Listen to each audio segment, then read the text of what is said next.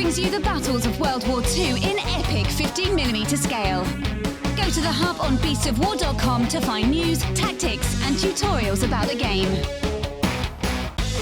Fight for the Iron Kingdoms as a warcaster. Take control of the mighty jacks, arcane devices, and dark sorceries to bring the fight to the War Machine Hub on beastsofwar.com.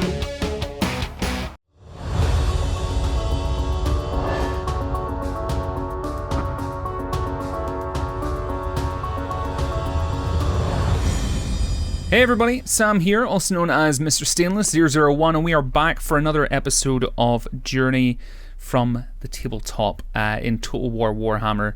Last week, we finally brought the Marienburg forces from their lands. We planned a counterattack. We took Gorsel. We're on our way to hopefully destroying them. Thank you for all your amazing comments last week as well. It was great to read through them. Great to see you all growing in anticipation for the battle that is to come. Louen Leoncoeur, I hope I pronounced that right, has said on YouTube, as someone who is terrible at tactics and strategy, it was great to see your thinking behind the actions you took, and will be great in the future if we can see that on the battlefield level as well as the world map level. Well, Tor, do we have an episode for you? Because today it is time to take down Mr. Emil of Marienburg. We just need to figure out how we're going to do it. So we're in a bit of a tricky situation here with this Marienburg army. We've got Louen Leoncoeur in Gorsel. We've got Adelhard in Couronne. And we've got the Marienburg army in the middle of a river. Now, my worry is that if I try and march Louen Leoncoeur into the river, that's as far as he's going to be able to go. Which would mean that the Marienburg army could attack him in the river, and I don't believe we'd be able to retreat. However, I don't want Adelhard to get too close to their forces, because if he gets too close, they'll be able to beach and attack him. He doesn't have the troops and he'll have to retreat as well, and it'll just leave us in a tricky situation. And here we go. Marienburg are already scared. Offering us a peace treaty with about 1,000 coin? No. I do not want your money. I want your land, Marienburg.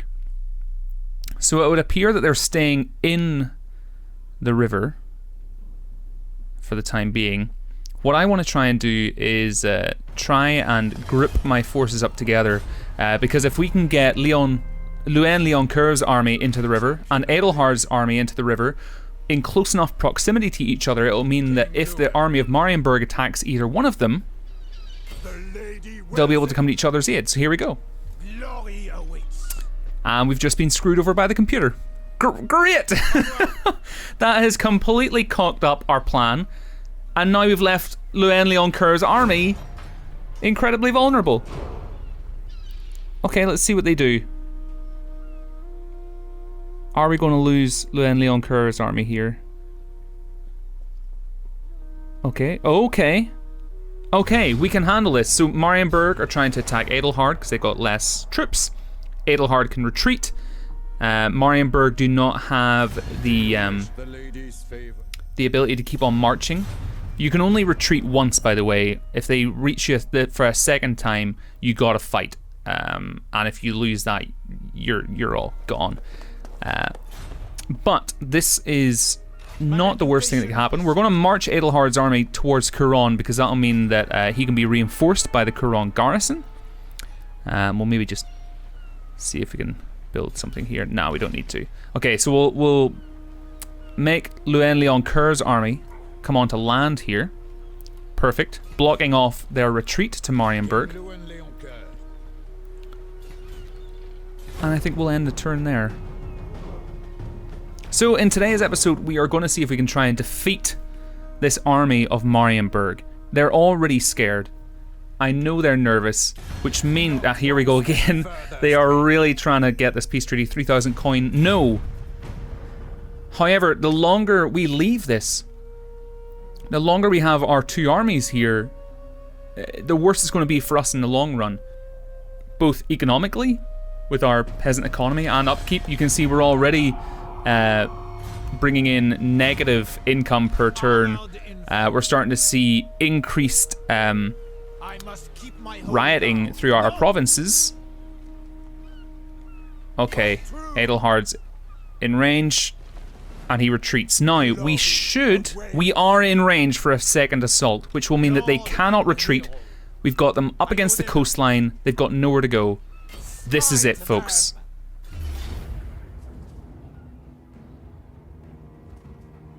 It is time to take the fight to Marienburg, to settle this once and for all. Let's fight for Couronne. And quick save before we get in there, just in case we lose. But let's do it. We've got superior numbers. We've got superior morale. Let's do it. So, straight from the outset of the battle, you can see the forces of Marienburg kind of split up into 3 lines and kind of march straight towards us from this outset. I had 2 lines, not as impressive looking as Marienburg's. On the front line, I deployed my entire men-at-arms units. Over on the right flank, hidden in the trees, I had 2 units of shock cavalry. My artillery were deployed on the second line, split up into 2 groups, and in the middle I had my archers as well. Marienburg, however, lots of spear infantry and sword infantry, a few units of pistoliers, crossbowmen, and 1 artillery mortar unit, which was used to cover their advance. They also had revolver cavalry as well, which they had on their left flank, which was a pain in my ass, as you'll see later on. So rather than just show you real time what was happening in the battle, I thought it would be a lot cooler to show you this more cinematic look of it. I retorted to the mortar with my own artillery. One of my units of artillery was focusing on their mortar, the other unit of artillery focusing on kind of their main groups of infantry. Usually with the artillery, what I will do is aim for their front line, knowing that by the time my artillery fires, it'll probably hit their second line of infantry, or second line of units. You kind of got to think ahead. Emile was leading their charge. Louen I had just overlooking the situation with my mage beside him as well.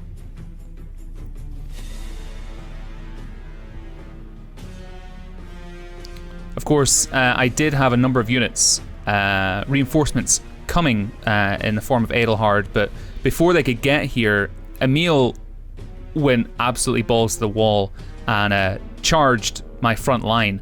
And this was kind of the start of it all. I then deployed my shock cavalry, who were discovered by their pistol cavalry. I deployed the shock cavalry to take out the archer units at the back of the Marienburg force, because I knew that would be a pain in my ass as the battle went on. Emile kind of held his own and survived, strangely enough, long enough for the rest of his infantry to appear. From there, it just turned into all-out war. However, as the 2 lines clashed, Edelhard and my reinforcements arrived, and I immediately selected all of the cavalry units he had and sent them towards the front line, and forgot about the rest. So Edelhard and the rest of his infantry, his pikemen, his swordsmen, were left up at the top of that mountain, and that's going to really screw me over later on, which you're going to see. At this point, my left flank was really being pushed super hard. I stupidly charged Edelhard's cavalry into spear units, which is not a good tactic. In order to stop myself from being flanked on the right flank, I deployed my Griffin cavalry as well to just harass the enemy units over there, which was not a great idea. They were basically up against more spearmen, revolver cavalry, and they were just caught in a crossfire. It began to get so desperate actually in the center of the battlefield that I had to deploy my archers to try and stem off the center of my battlefield being broken. And it looked like I was actually going to lose here. My units were wavering. I had to constantly deploy and redeploy my archers and cavalry to try and stem off the tide, really. I sent Louen into the fray, really onto the left flank, where I was being pressed the hardest, to try and see if he could help at all. Meanwhile, with my mage, I used my lightning area of effect attacks to take out those big clumps of enemies on my left flank. Because there were so many enemy units there, it meant that those attacks would deal massive amounts of damage, and hopefully try and counteract it.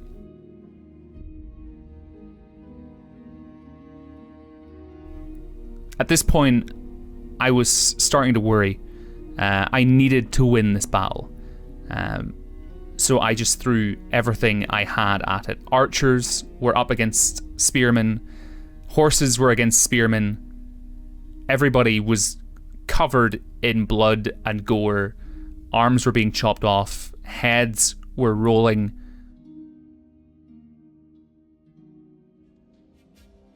And it was here, at my most desperate, that I finally remembered I had Edelhard's units up at the top of that hill. However, I worried that it was going to be too late. I immediately got them to run down the hill towards the fray, and hoped that if they once they reached the left flank, they could just, like a wave, sweep through. I needed an opening. And that was when Emile started to attack Louen Leoncoeur.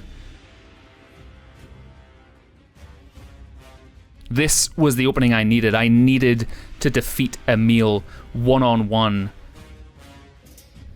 Emile tried to take down my artillery, and it stopped him long enough for me to get Louen Leoncoeur to reach him. And the two started engaging in this epic one-on-one battle. And that's when he ran. He broke. He was trying to rout. And I knew that this is the moment. If I can take down Emile, if I can defeat their leader, the morale of the enemy army will be broken. But I had to reach him. At this point, it was really just a race against the clock. I needed Emile to cock up somehow. My army in the center, on the left flank, on the right flank, units on the Bretonnian army were beginning to rout. They were beginning to falter. And I didn't know if I was actually going to reach Emile in time. And that is when Louen Leoncoeur chopped off his head. With one stroke of his sword, Louen decapitated the Marienburg leader, and his army broke in unison. All of a sudden, full units began to rout, and I pushed forward with every unit of cavalry I had to try and destroy any routing units that may prove a threat to me later on. All the while, Louen Leoncoeur standing in the forest where he defeated Emile, almost surveying this close victory that he managed to steal.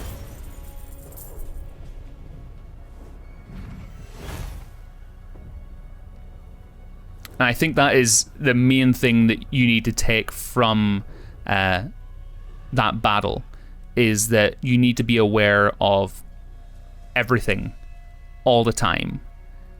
For me, I'm trying more and more to not pause the battles whenever I'm playing them, and to just let it run out as a seamless experience. And if I make a mistake, I make a mistake. There's no point pausing it, surveying the battlefield, and then coming up with a tactic, because it's not realistic. It's not a challenge. And that's one thing that is so important whenever you are trying to play the battles without pausing them, is that you've got to think on your feet, always be aware of the units you have, and keep track of them as well. If I had utilized Edelhard's units sooner, I don't think the battle would have lasted as long as it would have, and I also don't believe that we would have lost as many troops as we did. And that left flank, which was so problematic for me, would not have been a problem as we would have pushed my pikemen, my spearmen against the Marienburg spear wall as well. From this point, we were out of stamina. We had to end the turn and see how Marienburg would react. They didn't get very far. I kind of felt at this moment that, okay, they're within reach. We can defeat them. We can finish them off here, and we need to.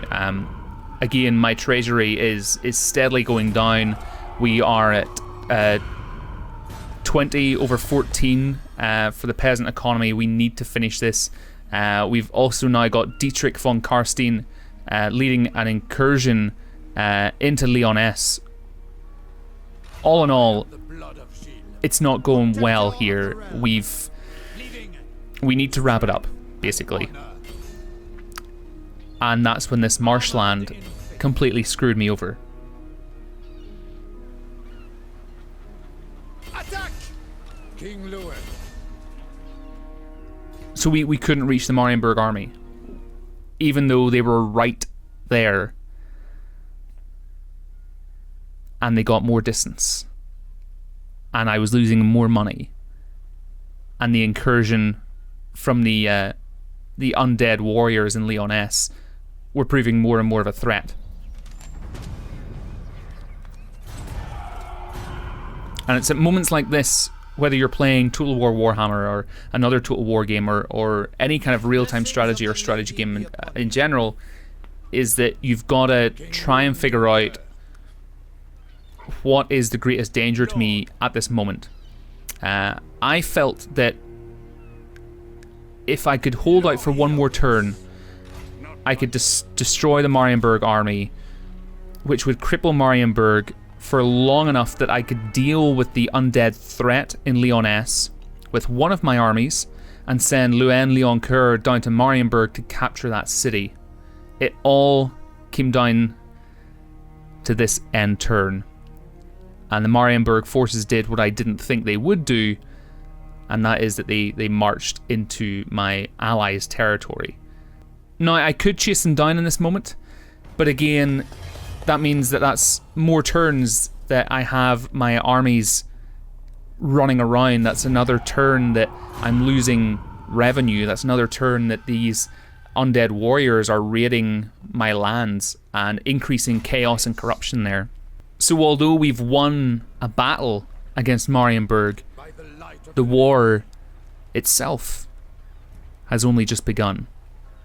Ladies and gentlemen, that is this week's episode of Journey from the Tabletop. I hope you've enjoyed it, and I hope you enjoyed the battle as well and how I portrayed it. I would love to know your thoughts on that. As always, thank you for your comments and your opinions that you're leaving here on YouTube and also on the Beasts of War site. Do keep those coming in. I read and try to respond to as many of them as I can. But in the meantime, folks, hope you're all having a great week, and I'll see you next time.